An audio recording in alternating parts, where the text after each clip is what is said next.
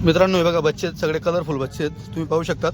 आणि घेणारे दादा आपल्यापाशी तिसऱ्यांदा आलेले आहेत. अमोल भाऊ नमस्कार. नमस्कार. अगोदर किती दाम माल घेऊन गेले मापासून तुम्ही? आता तिसऱ्यांदा आहे ना आता. बरोबर, कसं काय रिझल्ट वगैरे आपला मालचा रिझल्ट? एक नंबर आहे ना.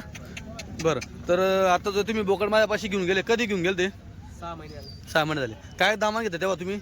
तेव्हा 6.5 6.5 प्रमाण घेतले ते. आणि 6.5. आणि कसे विकले ते आता तुम्ही? आता चालू एकच विकला आहे. विकला 18,000. 18,000 विकला एक. बरोबर, अजून बाकी आहेत. बाकी आहे बरोबर, अजून किती बोकड आहेत? 25 बोकड आहेत. हां हां. तर मित्रांनो हे बघा, आता ही पट्टी घेतलेली आहे. ही कशी घेतली अमोल भाऊ?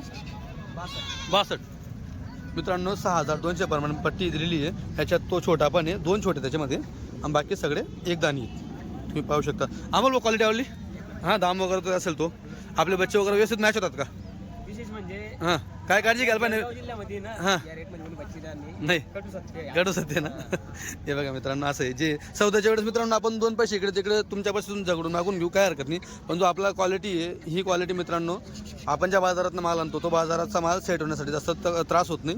अमोल काय अनुभव तुमचा बच्चे सेट करण्याबाबतीत? काय जास्त त्रास वगैरे किंवा काय? हां, किती दिवस काळजी घ्यायची? व्यवस्थित राहिलं हां तर त्रास काही नाही. आजपर्यंत लोक म्हणतात का राजस्थानी बच्चे आपल्याकडे ठिकठाणी भरून जातात. हां आता मी बच्ची विक्री काढली, हां. बच्ची विक्रीला काढलं ना, हां. त्यावेळेस राजस्थानचं नाव सांगलं तर एका व्यापारी असं म्हणतात का आजारी तुमची बच्ची, अच्छा अच्छा. त्याच्यामुळे तुम्ही विकताय बुवा. हां. म्हणजे काही लोकांचा गैरसमज होऊन हा गैरसमज असतो. बरं जण म्हणतात की राजस्थानी टिकत नाही. पण मित्रांनो मॅटर काय असतं, लांबून बच्चे येतात का तेवढे थकवामध्ये असतात फक्त, बाकी काही विषय नाही. तेवढा 2-4 दिवसात थकवा निघाला तर बच्चे व्यवस्थित सुरळीत होऊन जातात. चालतं. आम्हाला धन्यवाद.